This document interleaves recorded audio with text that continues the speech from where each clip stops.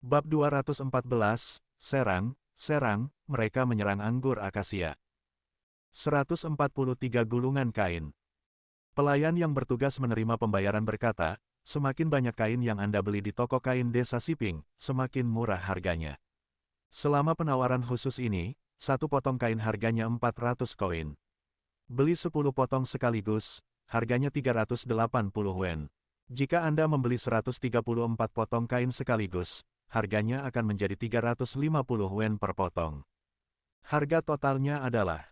Saat berbicara, pelayan itu melempar pandangan ke arah bendahara di depannya. Bendahara mengangkat kertas di tangannya. Ada serangkaian simbol di atasnya yang tidak dikenali oleh siapapun.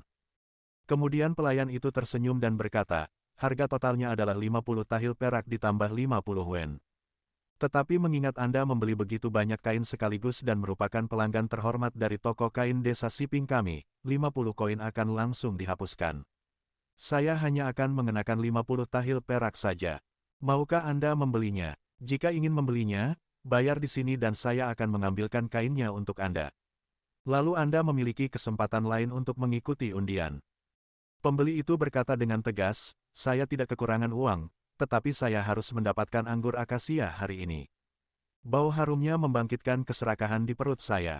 Meskipun saya tidak bisa memberi anggur akasia, Anda bisa memberi saya sepotong sabun. Setidaknya, saya akan puas dengan 1 pon gula bubuk ini.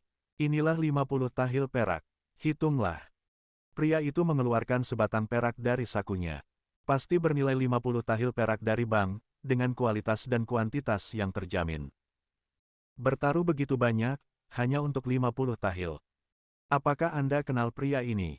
Mengapa saya tidak pernah melihatnya di provinsi? Saya tidak kenal dia, mungkin dia dari luar. Mungkin dia datang setelah mendengar kabar pembukaan toko kain desa Siping yang dipasang di seluruh kota dan bisa menyebar ratusan mil. Hei, saya iri. Jika saya punya begitu banyak uang, saya tidak akan khawatir kehabisan uang selama musim dingin. Orang-orang yang berdiri di sekitarnya banyak berbicara. Ada yang iri, ada yang pahit, dan ada yang mengutuknya karena sombong. Tentu saja, ada yang meragukan, saudara, Siangsi dari Jiutian Mansion pernah mengatakan bahwa harga anggurnya 500 tahil per botol, dan toko kain desa Siping dengan jelas telah menaikkan harganya. Tetapi 1 pon bernilai 50 tahil perak. Wajar saja jika Anda ingin mendapatkannya.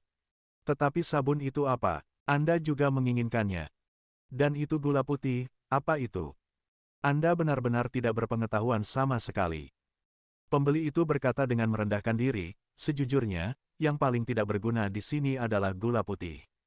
Untuk dibilang dengan jelas, itu adalah gula.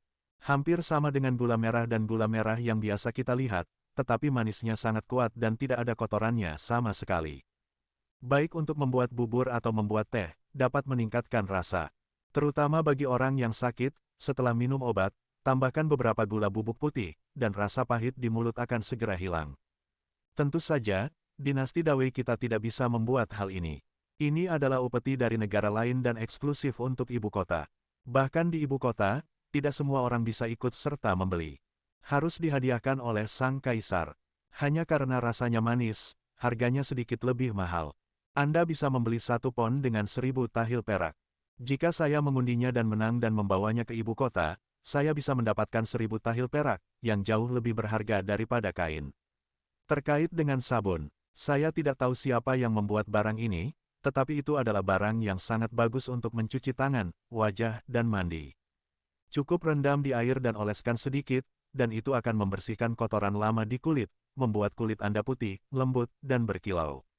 Tentu saja, ini adalah barang untuk perempuan, dan orang tua kasar seperti saya tidak mau repot-repot menggunakannya.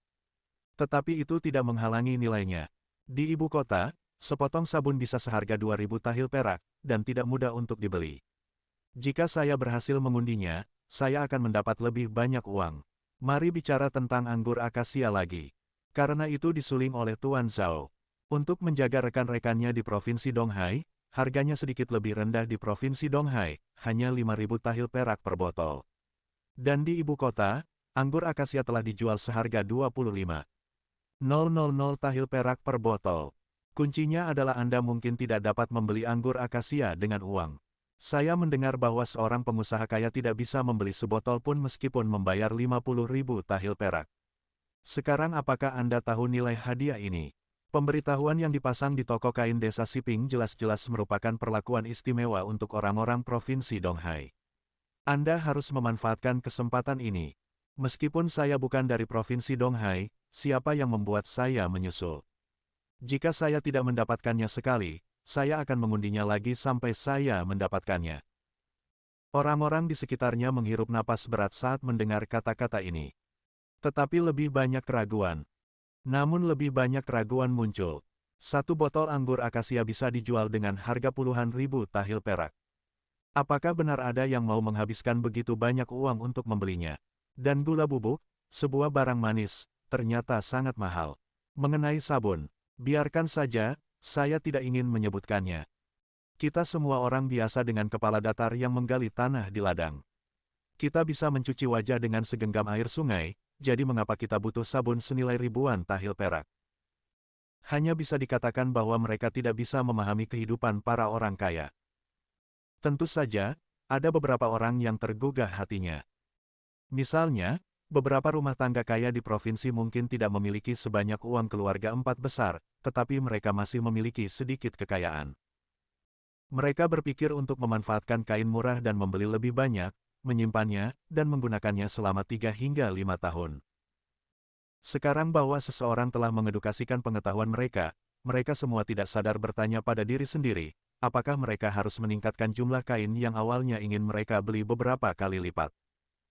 Bagaimanapun juga, kainnya murah, dan Anda bisa mendapatkan keuntungan jika membelinya dan dijual kembali.